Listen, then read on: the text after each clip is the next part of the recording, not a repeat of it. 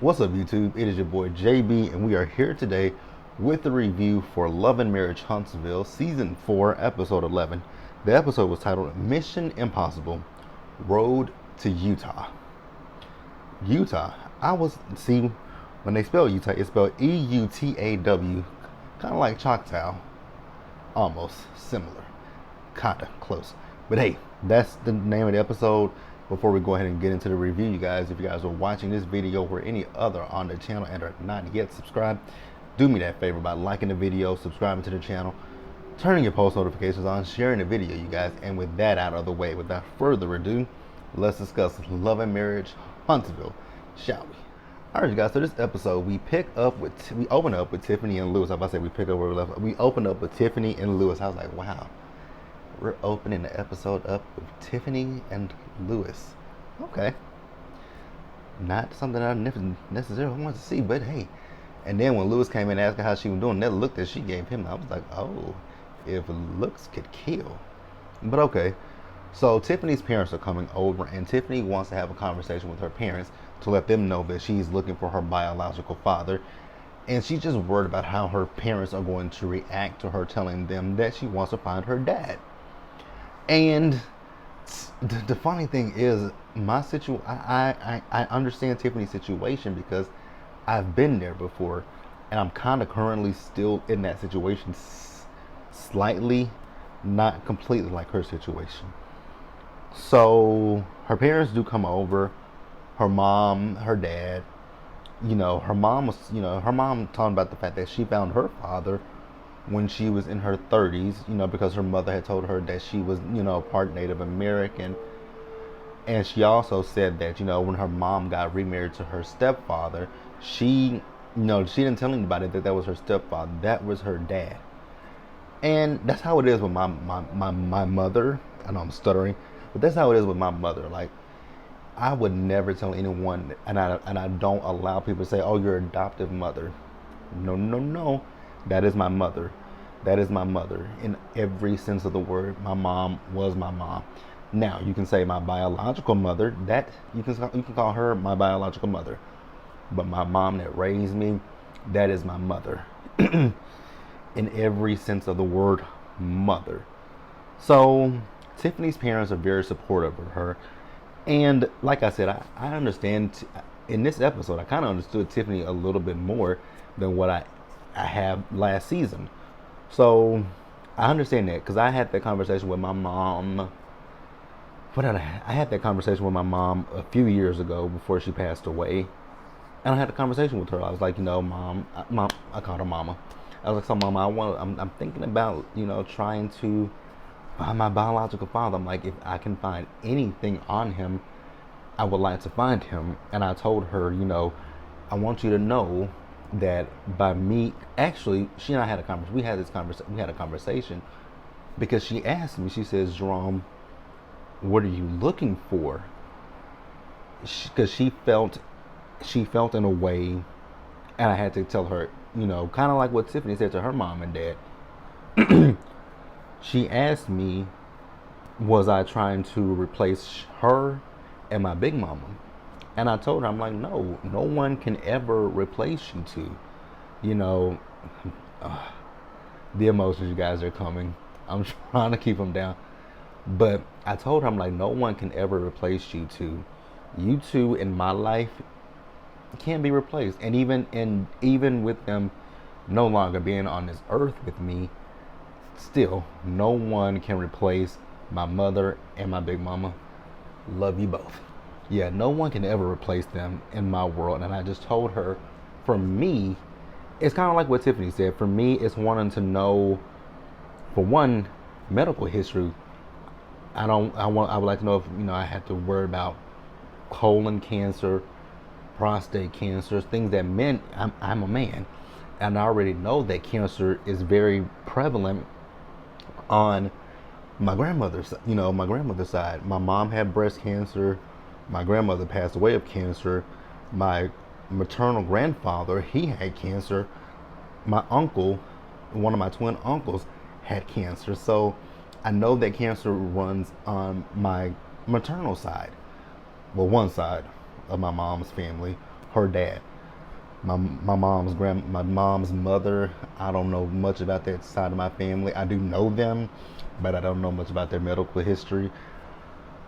But if I wanted to, I can look into it easily. But with my father, I don't know anything, so I had to explain that to her. I'm like, I would like to know if there's anything in my medical history that I need to worry about. And then also, I want to know if I have any more siblings out there. I know that I have my brothers and my sister with my birth mother, but my father, I don't know if I have any siblings. And I lived, and I was telling her, I'm like, we live in this small town. I was like, I don't want to ever have a situation where I am dating a cousin or a sibling. Like, I don't want that situation. So I got where Tiffany was coming from. So Tiffany also told us at one point, when she found her biological mother, she gave her the name of a guy. They took a DNA test, but come to find out that guy wasn't her father. And it's so interesting listening to Tiffany's story. Like I said, Tiffany's story pretty much parallels mine. So I've been looking for my father for almost 20 years at this point. I was 14 years old. I was 13 years old when I found out about my mom. And I was 14 years old when I started, no, I was not 14. I was still 13. I was still 13 years old. I was still 13 because it was 2000. It was. I remember it like it was yesterday. It was in 2003. So I was still 13 years old, going into, because I was a freshman in high school, going into my sophomore year. It was 2003 because they moved away from Texas in '04. So my biological mother kind of did something similar to what Tiffany's mother did. My biological mother has given me a name, but that name, I have not been able to find that name anywhere in the last almost 20 years of my life. I have not been able to find that name. But I do believe that I'm getting super duper close. I did an ancestry a few years. I did an ancestry in 2020, the height of the pandemic. Did an ancestry, and I found some family members on my mother's side that I didn't even know about, my biological mother. Found some family members on her side that I didn't know about. But then here in the last year or two, excuse me guys, within the last year or two, there have been some people that have reached out to me. And there's this one woman, she's not related to me. Her daughter is my first or second cousin. And we don't know the relation. So she asked me a slew of last names. Do I know anything about them? And I told her I don't know any of those names. So then I told her what I was told my biological father's last name is. She said, well, you know what? My daughter's father, he has some family members that do have that same last name. And then there's a guy on there.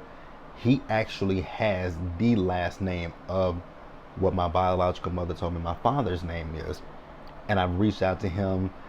So I feel I hope Tiffany finds her father just the same way I hope I at least find mine. And for me, I really hope and pray that he's alive. That's all I hope. But we're gonna wish Tiffany well. So then we see Marcel and Tisha. So Marcel and Tisha, they are in Tisha's hometown. So they're at this, I don't know if this is a junkyard or what, but they're looking at this food truck. When I looked at that truck, I'm like, wait a minute, that truck is on flat. Then the outside of that truck, I'm like, is that dirt? Is that mold? What the fuck is that on that truck? I even tweeted this. I'm like, that truck looked like her food.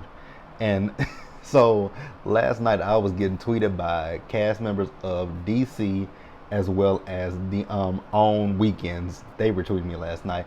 And that when I said that that food truck looked like her food, they had the looking emojis. I'm like, it looks a mess just like her food does. So Marcel's an ass, but He was right about one thing, maybe two things in this scene. One thing we know for sure, and two things for certain, you ain't never got to worry about nobody stealing that motherfucking truck, because who would want it? And then I kept looking, I'm like, does that truck even run? Like, that truck look like it got so many issues.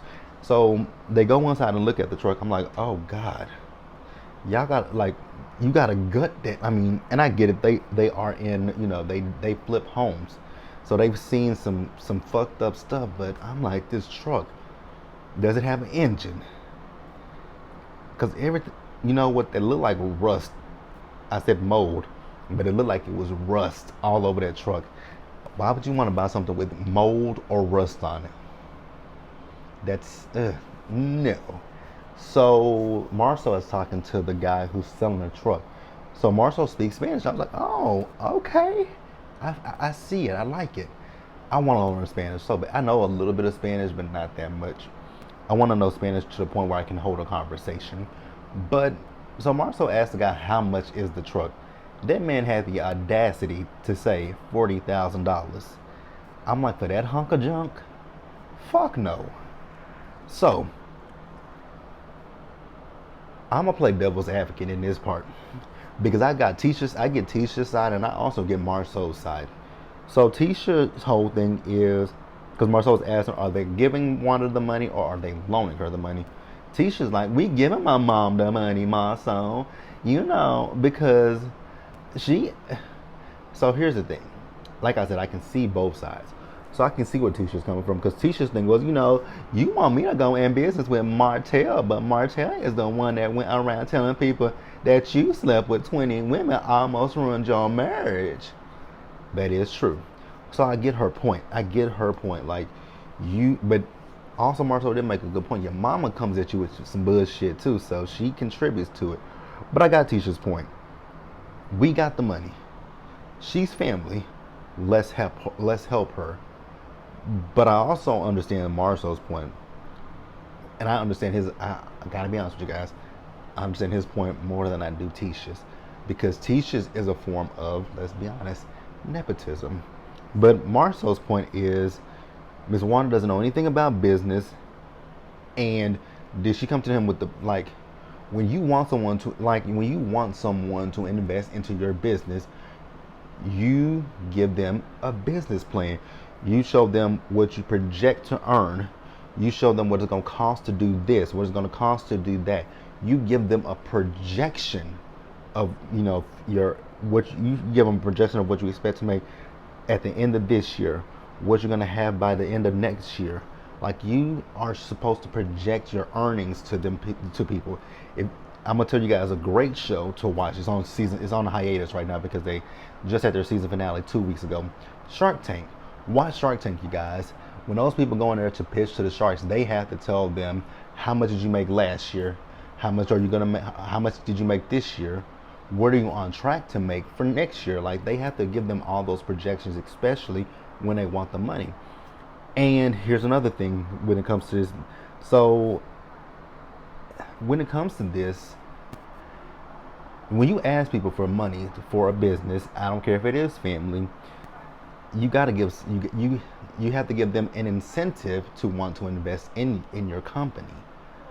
So I don't know if Ms. Wanda said, you know, if you invest in my company, I'm gonna give you 5% of this, 10% of that, 15% of that. Nothing. She just wants the money. And I'm not, you know, again, I know it's family and you would love to help your family out, but you gotta think things through. But we all know that food truck is up and running. That's all I gotta say, you guys. Let's pause here and move forward. So we see Mel and Tiffany. So Mel and Tiffany are heading down to Eutaw. So like I told you guys a few minutes ago, Tiffany's situation sounds similar. I mean, very similar to mine. So Tiffany tells Mel that when she found her mother, her biological mother that is, she told her who she thought her father was. Remember, I told you they did a DNA test. And after the DNA test proved that wasn't her father, she says her biological mother stopped talking to her. And I was like, wow, that literally sounds like my situation. Only difference is my biological mother gave me my father's name. and that's where she left it. She didn't tell me where. I don't think she knows where to find this man, but that's all she told me. And the more questions that I asked of my biological mother, she told me to let it go, leave it alone. I was like, no. When I found out about you, you told me if I wanted to know who he was, then you would tell me. So I'll give you guys a short story of how this happened. So when I first met her, I was overwhelmed at that time because I found out that, what I thought of my life wasn't wasn't, you know, completely true. So I was just overwhelmed finding out that I had a mother that I thought was my cousin for years, and I have three brothers and a sister. So I was overwhelmed, and I didn't want to add anybody to my life. So after a year of getting to know them, I said, okay, I feel comfortable with you guys now. I would like to know my dad. So I told her that, and she told me to let it go. So I let it go for about 2 years. So I let it go until I was 16. So I asked her again at 16, and that is when she gave me my dad's name, and she left it at that. So then when I turned 18 and I was getting ready to graduate high school, I asked her once again. She still wouldn't give me much information. So at 18, I let it go, and I came back at 21. Interesting, right? 16, 18, 21. So I waited till I was 21. So at 21, I asked her once again. She completely kind of wrote me off at that point. And that started our contentious relationship with each other. We could never really see eye to eye because she wanted to keep the information to herself. And then the last time she and I talked about my dad was when I was 23 years old. And it was when my grandfather was sick. And she told me in no uncertain terms, these are her words exactly, that the identity of my father, she would take that to her deathbed with her. Those are her words to me, her child that she gave away 23 at that point, 23 years ago. Now it's 32 years, 33 almost. She said she'll take it to her grave with her. And I was like, you know what? I told her, you know what? You that's cool. You can take it to your grave with you. But as far as me and you go, there's nothing for me and you to have any conversation about. And from 23 until my mom passed away in 2017, from 23 to 27 years old, I didn't talk to her. I had no communication with her. I let it be. I let her live her life, and she, I let her live her life, and I lived mine. And I reached out to her when my mom died, and we tried to I won't even say we tried to form a relationship. I told her at that point, I don't have any issues with you. I don't hate you. I don't have any issues with you. We can be cordial. We can be cordial. If we're at a family function together, I'll speak to you. If you want to come to family functions, don't feel like just because I'm there, you don't have to walk on eggshells with me. And I told her that. Now I will say we haven't talked in 2 years now. But like I said, there's no issues, and I think for her now, I think she is just coming to some realizations in her life because she has some health issues. But I wish her nothing but the best. I don't harbor any ill will, any malice toward her. I'm living my life. I'm enjoying my life, and like I said, I think I feel like I'm really close to finding out who my dad is, and if I find out who my dad is. And that's what I've always told her, and I told her and my mom this. I'm not necessarily looking for a relationship with the man. I just want to know who the hell he is. Because she was like, what if he doesn't want? Because I think it was either her. It was her. She's like, well, what if he doesn't want to have a relationship with you? And I told her then, and I still stand by this. If I find my dad, and he says he doesn't want to have anything to do with me, I'm gonna chunk that nigga to deuces and be like, you know what? I know who you are. If you don't want anything to do with me, that's your loss, not mine. I'm an amazing person. I'm a cool ass dude.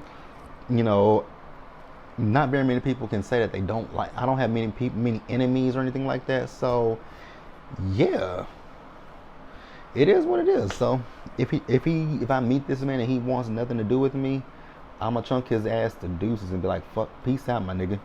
You live your life, and I live mine. And that's just what we're gonna keep it at. Now, Tiffany, I never, ever want to hear about you giving Lewis head and ass. So we see Tiffany. Girl, I want Tiffany to stop saying that she was born in 1987 because that would mean that you're at least 2.5 years older than me. You look much older than me. I was born in 1989. You saying you were born in 87. Girl, a lie, don't care who tell it. So then we get to this town. What kind of backwards ass town is this? Now, my hometown is small too. And then where my family originated from, that's even smaller than my hometown. And they ain't racist hicks. Now, if you go to Kilgore, they're not, well, they are a little racist there, but they're not that racist. So they looked at the papers. In the paper, it said go back to Africa, and it was praising the KKK. Then they also talked about Martin Luther King. So this guy came out and told Tiffany and Mel that, back in the 1970s, they were having issues with interracial relationships. And I'm like, in the 70s, they were having issues? Again, what kind of backwards ass town is this? And then they said, this was what threw me. When he said when the black people came into the town, the white people took their kids out of the public schools and created a private school. Again, this sounds like the 1950s. This sounds like the 50s and not the 60s. So you mean it? So what else you gonna tell me? There was a sign that said for colors, and for colors, like people still have to sit at the back of the bus. Like what? The 1970s and the 1980s, y'all was still dealing with that kind of shit. Now, granted, I know that racism was still alive and well then, and it is in this day and age too, as well as lynching was. But because he was talking about that if a black man was dating a white girl, he could potentially be lynched. I know that still happens. Because I tweeted this, I was like, is this the 1950s? And somebody tweeted me saying, well, that's a small town and stuff like that can still happen even in this day and age. I am very well aware of that. I am from us, and I said that I'm from a small town. I know that lynching happens. If you guys go back, I think it happened in like 1998 or something like that. There's a small city not far from my hometown. It's Jasper, Texas. If you guys go and look, I forgot what that man's name was. It was a black man, and there was like 4 or 5 white boys. He was out. I think he was out at night. I don't know if he was walking or something. But what they did was they put a rope around his neck, and they attached the rope to the truck, to the pickup. And what they did was they drugged him for about. They literally drugged this. You know what? I need to look into that to see if whatever happened with that case. But they drugged the man for they drugged the man for some miles until he eventually died. Like they literally drugged that man. So I'm very well aware that lynching still happens. Like I said, it happened in the 90s. The 90s. I think it was like 90s. It was either 97. It's between 97 and 99. It was a late part of the 90s. I do remember that much. So they leave there, and then they see this guy. His name is Marcus, and they asked him when was he born. He said he was born in 1969. And so Tiffany showed him a picture of her mother. This is what she looked like back in the day. Did you know her? He says, yeah, her and her little friends used to come around here. So what he was saying was that her and her friends, like that Ebony Mandingo. And he says when he first met her mother, she was already pregnant. Okay. Like I said, you guys, I really do hope that Tiffany finds her dad. I didn't expect for this to be a whole almost... This episode was like Tiffany centric as well as Marceau and Tisha's family. More so Tisha's damn family. But let's pause here, you guys, move forward and wrap up the episode. Show enough Wanda's food truck. Baby, y'all can keep that. Has anybody ate at Show Enough Wanda's food truck? Because this food that I'm gonna put on the screen, have y'all ate any of that? That is a baked potato with a whole lot of shit on top of it. Doesn't even look like it's fit for human consumption. Bitch, I wouldn't even feed a dog that shit.